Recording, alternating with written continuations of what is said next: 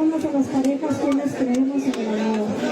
Hasta cuando Dios lo permita, por favor, sígase queriendo, amando, respetando y cuidando el matrimonio, ¿cierto? Esto dice así.